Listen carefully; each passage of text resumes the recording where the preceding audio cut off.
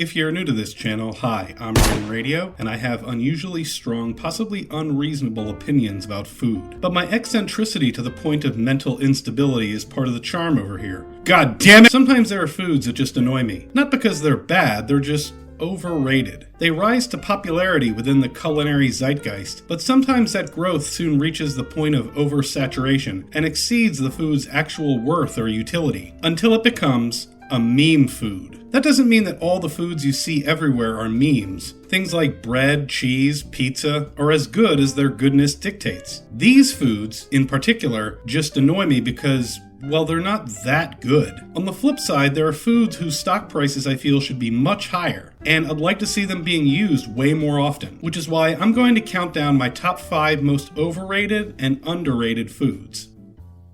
Number 5. Bacon is overrated.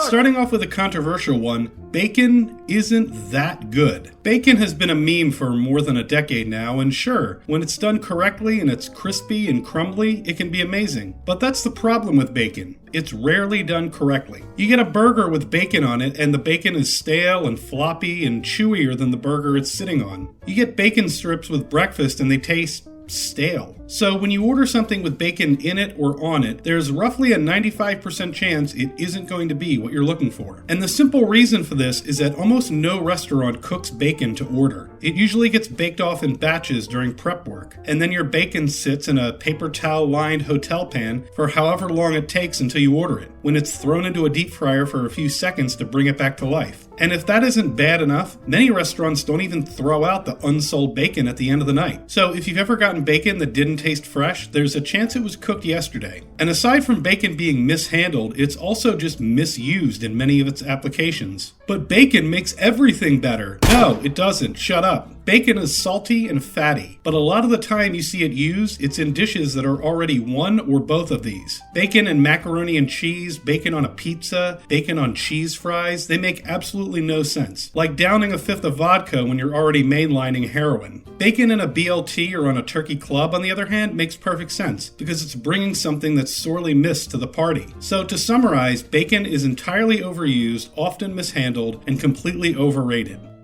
Number 5. American cheese is underrated.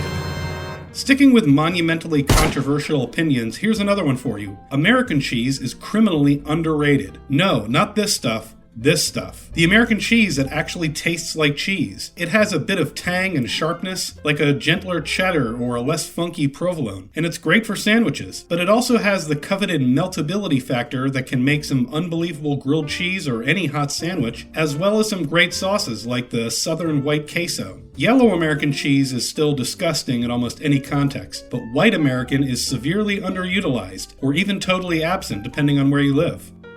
Number 4. The runny egg is overrated. Just like bacon, this is one that I partially blame the internet for, the runny egg. It became all the rage in what complete weirdos call food porn. And just as with bacon, a runny egg is not inherently bad, only in how it's used. A perfectly cooked egg with a runny yolk is outstanding in bowls of ramen, eggs Benedict, over asparagus, or just with a piece of toast. A runny egg that explodes all over the goddamn place on a burger that you can't fit in your mouth anyway is idiotic. Getting facialed by an unborn chicken is not what I consider good eats. And again, like bacon, this is most often used in the most idiotic of circumstances, where the very things it's bringing to the table are already there, making runny eggs overrated. Number 4. Mushrooms are underrated. Nope. I am absolutely not advocating for that fraudulent activity where restaurants try to pretend that a portobello mushroom is an adequate substitute for meat. That pisses me off, not because I think vegetarians shouldn't have that option, but because I've never actually met a vegetarian who enjoyed it. But mushrooms are still absurdly underrated. When we taste things, we can generally classify them using terms like sweet, salty, spicy, savory, or sour. No, I'm not including umami because that's just savory for complete assholes. But mushrooms, there's something about their flavor that is so unique. Earthiness? It stands out enough that you always notice it, but it's also subtle enough that it doesn't overwhelm everything else around it. It perfectly complements so many other ingredients, from meats and cheeses to chilies and vegetables. And it's something I wish people were utilizing more and feel that it is wildly underrated. Number 3.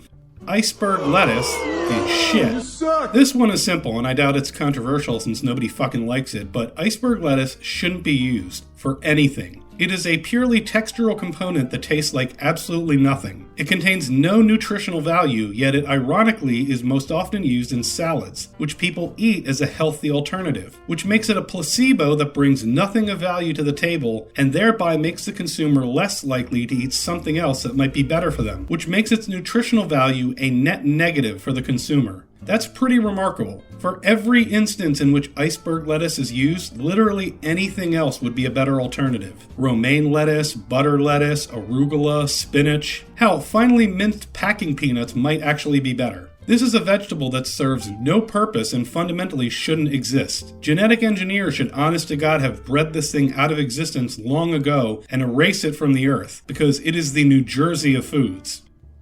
Number 3. Cilantro is underrated. This one is going to be painful for some because depending on your genetics, you may find cilantro revolting. A genetic variation of the olfactory glands causes roughly 10% of people to strongly taste the aldehydes in cilantro leaves, giving them a distinctly soapy, unpleasant taste. But man, for the rest of us, cilantro is amazing, and in my opinion, severely underutilized. It has this unique vegetal, herbaceous, citrusy note that makes everything it's put in absolutely sing. Salsa verde is the best salsa, and chimichurri is easily one of the best sauces/condiments in the world. It's such a shame to me that this herb is mostly used in Latin cooking, and I wish more people would play around with incorporating cilantro into their food. Sorry to the 10% of you that would hate this, 20% if you're Asian. Number 2. Sweet chili is overrated. I always see these bottles in Asian grocery stores and restaurants, and I honest to God can't believe anyone from any Asian country actually uses it. Like, come on, this has to be something that was just created for Americans. It tastes exactly 0% like anything that even remotely resembles a chili, and 100% like straight sugar. Please, somebody help me out here. What in God's name is in this garbage, and what are people actually using it for? Shit sucks. Number 2. Cinnamon is underrated. Get the fuck out of here, you're bullshitting, right? Everyone loves cinnamon. Cinnamon rolls, sticky buns, coffee cakes, apple pies, churros, cinnamon toast crunch. How can cinnamon possibly be underrated? Well, let me ask you this. Have you ever had cinnamon in a stew? With pork? With chicken? And if you have, why isn't it in more savory dishes? There are many places around the world that use cinnamon in this way. Mexico, Jamaica, India, China, Morocco. And many of those dishes are known and loved the world over. So to me, it's just a wasted opportunity that more places aren't finding ways to add that special something to hearty meals, which is why I say cinnamon is underrated. And the number 1 most overrated food is BBQ Pulled Pork. But before you take out your pitchforks, hear me out. There are 2 places that many claim to have the best barbecue pulled pork in the world: the Carolinas and Memphis. Recently, I went to Memphis, and while I was there, I visited Central Barbecue, which is recognized as one of the top 10 best barbecue restaurants in America by Forbes magazine. And when I was there, I ordered the pulled pork, which has been voted the best pulled pork in Memphis numerous times. And it was just okay. Because the problem with pulled pork is that it's simply overrated. When you look at something like beef, most top-level low and slow cow slingers agree that simplicity is best. Salt, pepper, maybe a few other spices. But when you go to the finest purveyors of pork, you are guaranteed to find a half dozen sauces meant to be hurled over top of their finest pig creations. There's a reason why you see these guys taking mops to pork. A lot of sauce is needed because, well, there just isn't a lot there. And that vacancy of flavor is reflected in the pork shoulder still being one of the cheaper cuts of meat when compared to something like a brisket or beef rib. And this is why you see barbecue pork thrown onto all sorts of dishes, from barbecue pork nachos to barbecue pork mac and cheese. It needs help because barbecue pulled pork is severely overrated.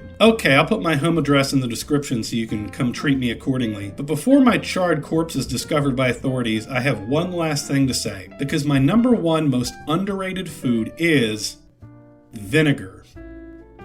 You suck! So I want you to picture in your mind a table at a standard American restaurant. What do you see on the table? There's probably some silverware, some glasses. What else? Oh, there's a salt shaker, a small container of sugar packets, and a bottle of ketchup. Now, if you were to have this set up in many other countries, well, they'd be confused by the ketchup. But there would also be something that's missing: vinegar.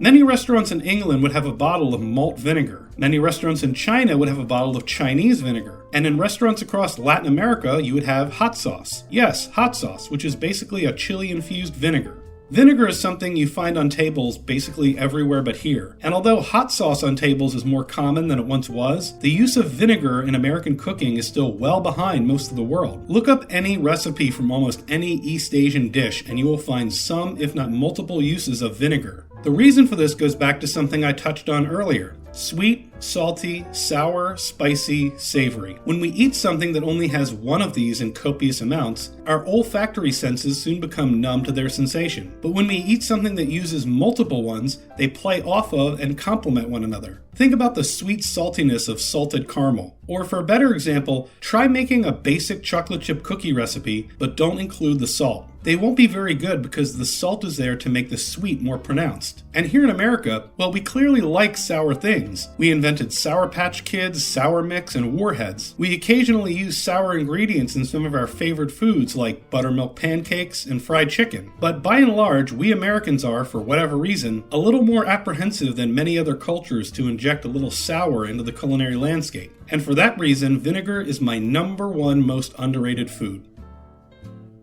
But what are yours? Underrated or overrated? Leave them in the comments and I'll see you when I see you.